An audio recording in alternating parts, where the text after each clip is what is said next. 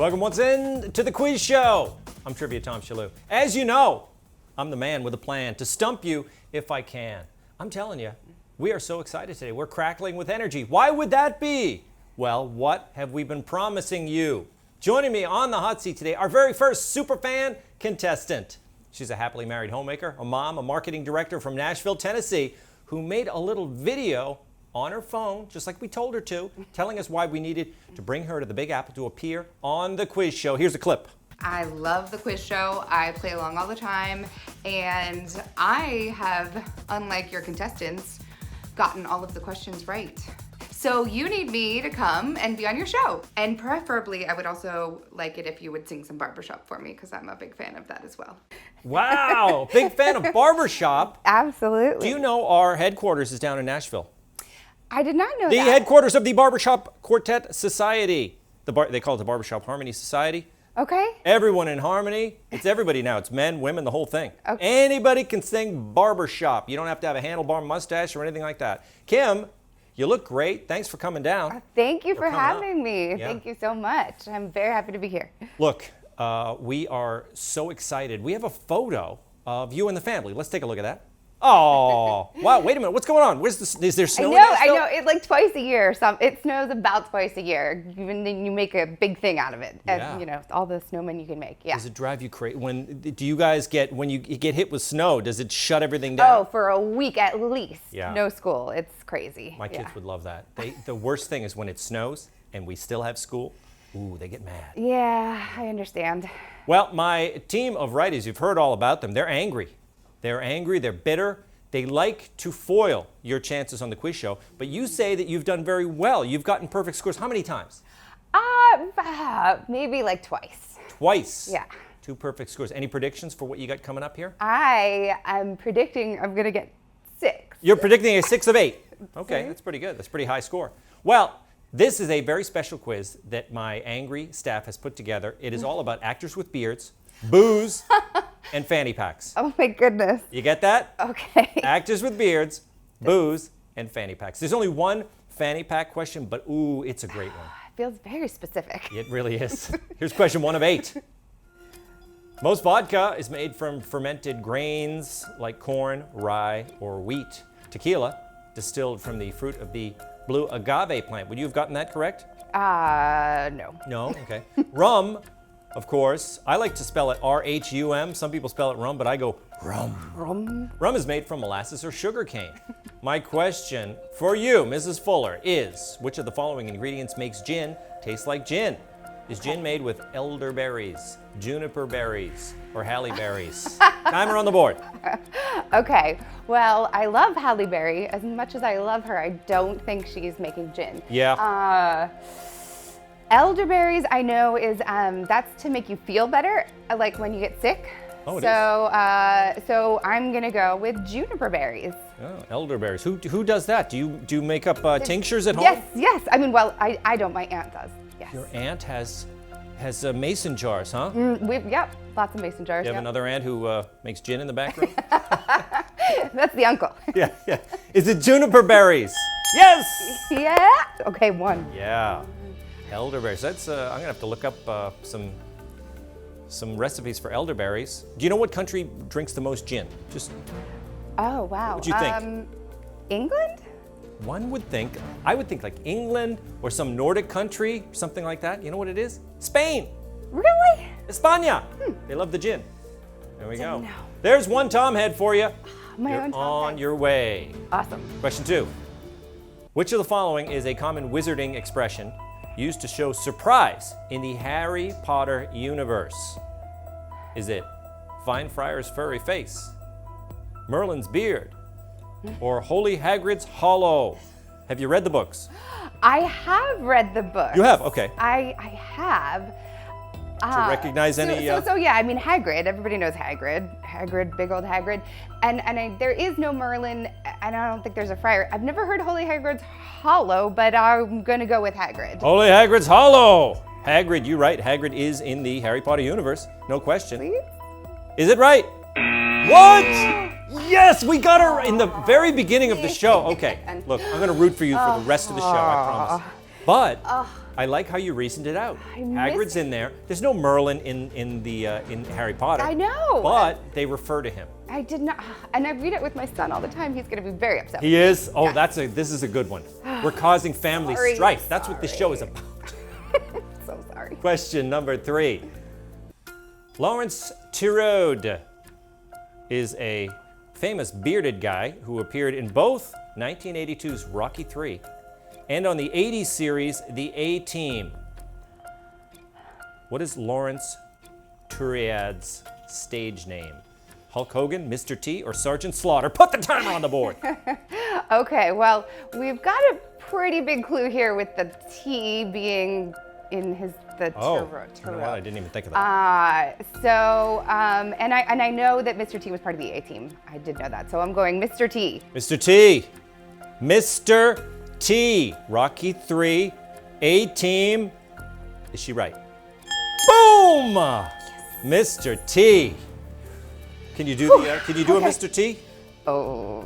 Mr. T, like, do you remember his famous phrase? What did he used to say? He used to say like, Probably had a number of them, but. I can't remember. Do you remember it? It was like, I pity the fool who can't answer that question. oh, there we go. All 2 right. Tom heads. Well, at least I got the Tom head. You did, yeah. It's My just, Mr. as T I said, impressions. I'll keep working on them. my follow-ups, they're for nothing but pleasure. Excellent. Question number 4. Everyone kind of knows that a martini is gin, vermouth, and usually an olive or a twist of lemon. How do you turn a martini into a Gibson? Do you swap out the olive for a little onion? Do you replace the gin with rum? Or do you replace the vermouth with turkey gravy? Well, Some might, making this I guess. hard Yeah. on me, huh? Okay. Turn a martini into a Gibson. Never heard of onions in a drink.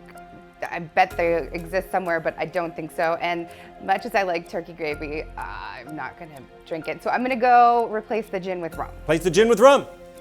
Place the gin with, do you ever have a Gibson? Do you ever have anyone order a Gibson? No. See, if you sat next to someone at a bar and they ordered a Gibson, they would push it forward and you would see a martini with an onion in it. No. Oh, Yes. Have you ever sat at the bar and you see there's a little dish of olives? I've seen And the olives. oftentimes the twists. Oftentimes they have the little pickled onions there, those little white balls. Those are the onions. Well, that's my 2.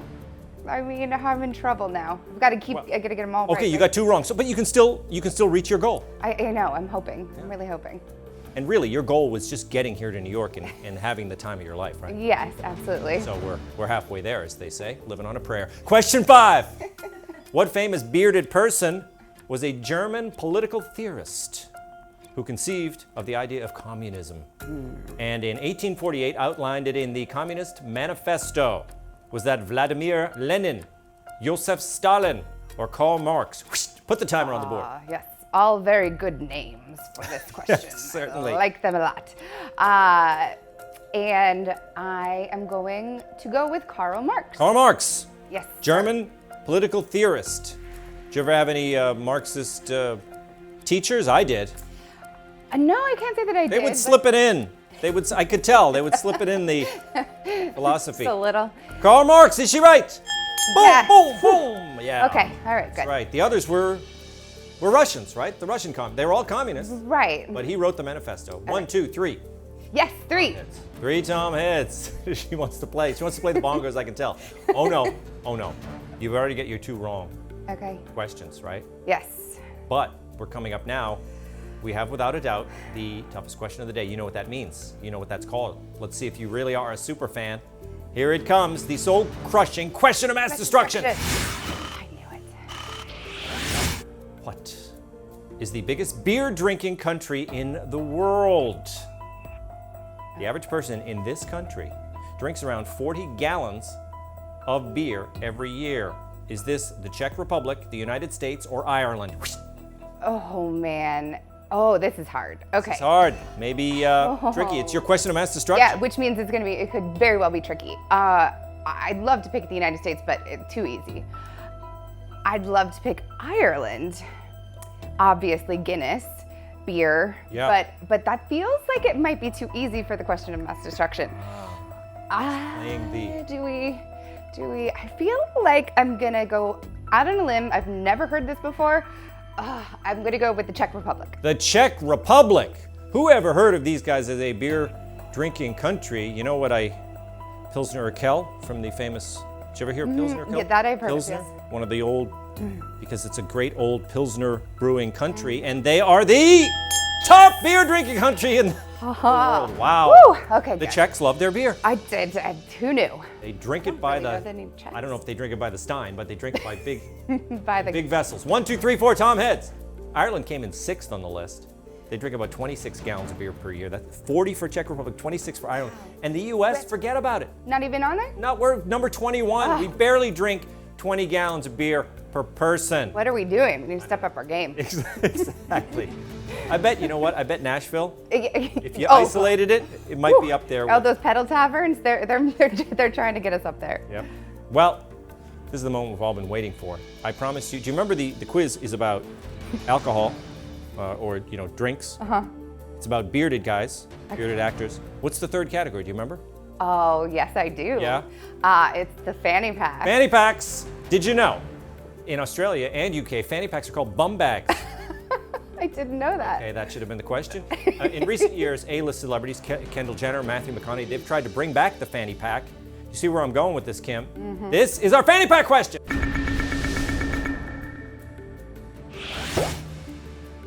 You've got a double graphic there. Wow.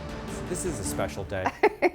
My question for you is, the average fanny pack weighs just shy of 5 ounces, while the average bush elephant tips the scales at around 13,000 pounds. What is the name of the leader of the jungle elephants in the Jungle Book? The character is patient and dignified and featured prominently in the films and in the books. Is it Bantha, Tantor, or Hathi? Okay, so where is the fanny pack in the question? Well, it was if you're talking about weights, you know, it provides a contrast to the weight of this character. Okay. All right. Elephant, Jungle Book. Jungle Book. I should know this too. You've seen it, you've read it. Seen it, What but I am names ring having a bell? trouble. I think Tantor? I really don't know. I honestly, they all sound sound elephanty possible. to me. The Elephant Jungle Book. What do you think? Tantor seems big. Hathi, Hathi, Bantha. Bantha. They've already lit up Tantor for you. Is I that guess- your answer? Sure, Tantor. Okay, Tantor. Is it right? Were they? No, it's Hathi. Hathi. No. Wow. All right. Well, you I just wouldn't have to have have known me that back then, because I didn't get as many as I said. We definitely do. It's gonna keep the fire in your belly where we Yes. need it. Yes. Okay, let's look at your score here. Update 1, 2, 3, 4 Tom heads. Where's the- Oh my gosh, Kim, our first Superfan Friday is coming to a thrilling conclusion. We do have another question, but we want you to knock this out of the park. Okay. Because then you'd have 5, which is a majority of the questions right. Okay? Okay. Try not to mess this one up. Your final question. All right.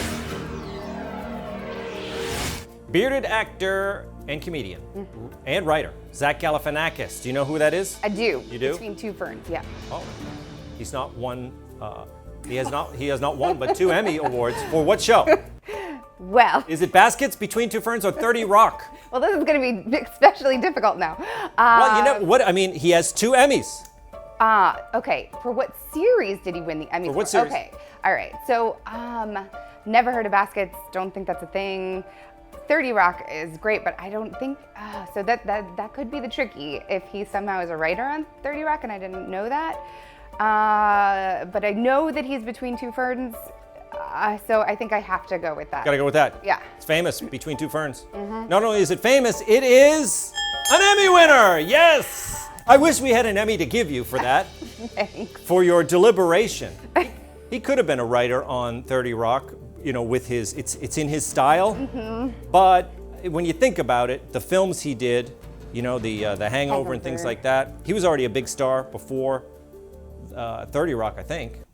He wouldn't have been writing on that show. 1, 2, 3, 4, 5. Okay, all right, that's good. That's close. Tom heads. That's really good. You almost got 6, but you came up short, which shows we didn't hand it to her. She's a super fan. You'd think we would give her an easy quiz. We didn't. You know why? We're not nice on this show.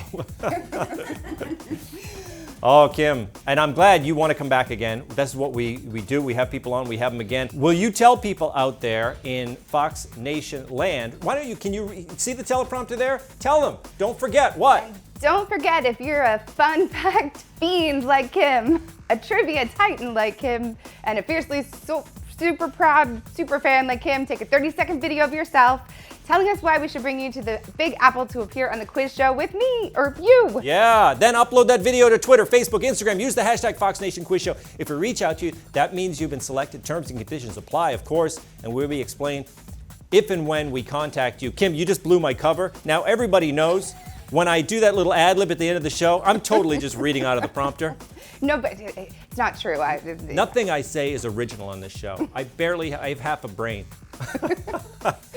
Kim, thanks for being with us. Come back and play with us every Monday through Friday at 7 p.m. Good night, Fox Nation.